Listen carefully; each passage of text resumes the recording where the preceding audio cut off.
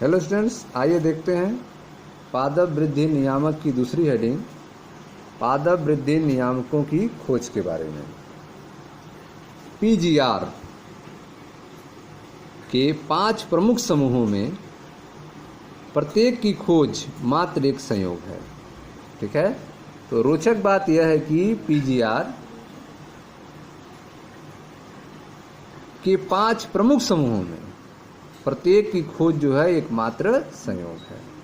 इसकी शुरुआत जो है वह चार्ल्स डार्विन और उनके पुत्र फ्रांसिस डार्विन के अवलोकन से हुई है। जब उन्होंने देखा कि कनारी घास का प्रांकुर चोल, जो कनारी घास है उसका प्रांकुर चोल जो है वह एक पार्श्वी प्रदीपन के प्रति अनुक्रिया करता है और प्रकाश के उद्गम की तरफ वृद्धि करता है। जिधर से प्रकाश आएगा उधर वह वृद्धि करेगा। इधर से प्रकाश आ रहा है, आप देख रहे हैं कनारी घास का जो प्रांकुर चोल है वह उधर ही मुड़ रहा है।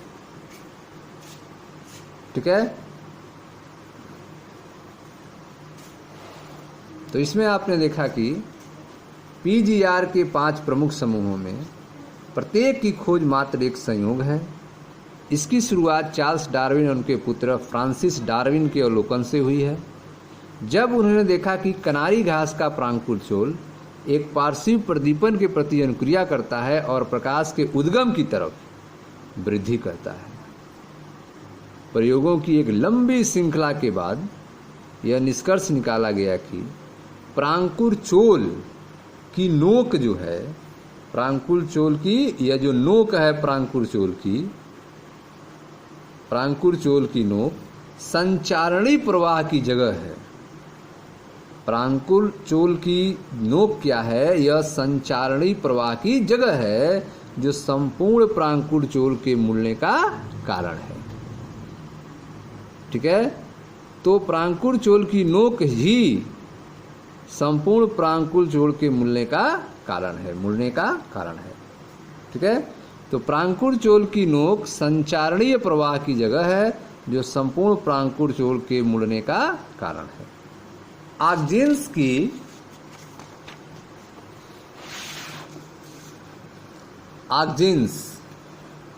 की खोज F.W. वेंट के द्वारा जई के अंकुर के प्रांकुर चोल शिखर से की गई है। ठीक है, तो आप देख रहे हैं कि जो ऑक्जिन्स है, पादप हार्मोन है, इसकी खोज कैसे हुई? तो ऑक्जिन्स की खोज F.W. वेंट के द्वारा जई के अंकुर के प्रांकुर चोल शिखर से की गई है। बैकेन फुलिश सीडलिंग, बैकेन धान के पौध अर्थात नवोद्भिद, बैकेन धान के पौध की बीमारी है। बैकेन क्या है? धान के पौध की बीमारी है जो रोगजनक कवक जिब्रेला फुजिकोराई के द्वारा होता है। बैकेन जो है वह धान के पौध की बीमारी है जो रोगजनक कवक जिब्रेला फुजिकोराई के द्वारा होता है। ई कुरोसोवा, जो कि जापानी वैज्ञानिक हैं, ई कुरोसोवा ने रोग रहित धान के पौधों में रोग लक्षण को बताया। ई कुरोसोवा ने रोग रहित धान के पौधों में रोग लक्षण को बताया जब उन्हें कवक के जीवाणु विहीन निस्यंदों के साथ उपचारित किया गया। सक्रिय तत्व की पहचान बाद में जिब्रेलिक अम्ल के रूप में हुई। ठीक है, तो जो सक्रिय तत्व था वह बाद में जिब्रेलिक अम्ल के रूप में उसकी पहचान हुई। ठीक है, तो बैकेन जो है वह धान के पौध की बीमारी है जो रोगजनक कवक जिब्रेला फुजिकोराई के द्वारा होता है। ई कुरोसोवा ने रोग रहित धान के पौध में रोग लक्षण को बताया जब उन्हें कवक के जीवाणुहीन निस्यंदों के साथ उपचारित किया। सक्रिय तत्व की पहचान के बाद में जो सक्रिय तत्व था उसकी पहचान जो है बाद में जिब्रेलिक अम्ल के रूप में हुई। ठीक है, अगला देखते हैं।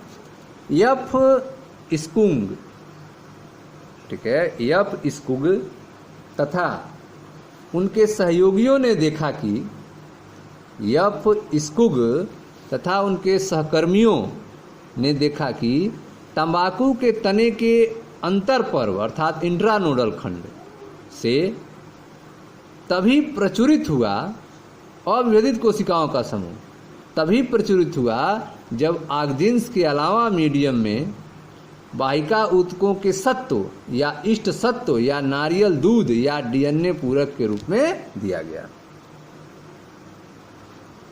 ठीक है। तो यफ स्कुग तथा उनके सहकर्मियों ने देखा कि तंबाकू के तने के जो अंतर पर्व हैं इंट्रानोडल खंड से अविभेदित कोशिकाओं का समूह तभी प्रचुरित हुआ जब आक्जिन्स के अलावा मीडियम में वाहिका ऊतकों के सत्व या इष्ट सत्व या नारियल दूध या डीएनए पूरक के रूप में दिया गया। स्कुग और मिलर ने साइटोकाइनेसिस को बढ़ावा देने वाले इस तत्व को पहचाना। स्कुग और मिलर ने साइटोकाइनेसिस को बढ़ावा देने वाले इस तत्व को पहचाना और इसका क्रिस्टलीकरण किया तथा काइनेटिन नाम दिया। ठीक है। इस तत्व का उन्होंने क्या नाम दिया? काइनेटिन नाम दिया। नेक्स्ट देखते हैं। 1960 के मध्य में 3 अलग अलग वैज्ञानिकों ने स्वतंत्र रूप से 3 तरह के निरोधक का शुद्धिकरण एवं उसका रासायनिक स्वरूप प्रस्तुत किया। वे निरोधक बी विल्गन सेकेंड एवं डोरमीन है। निरोधक कौन कौन है?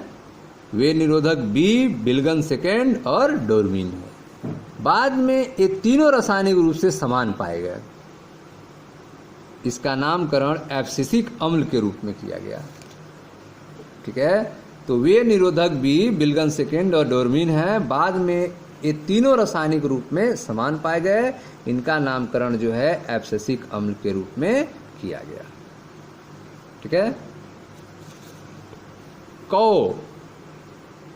कौ साइंस ने यह सुनिश्चित किया कि पके हुए संतरों से निकला हुआ एक वाष्पशील तत्व कोसाइंस ने यह सुनिश्चित किया कि पके हुए संतरों से निकला हुआ एक वाष्पशील तत्व पास के रखे बिना पके हुए केलों को शीघ्रता से पकाता है।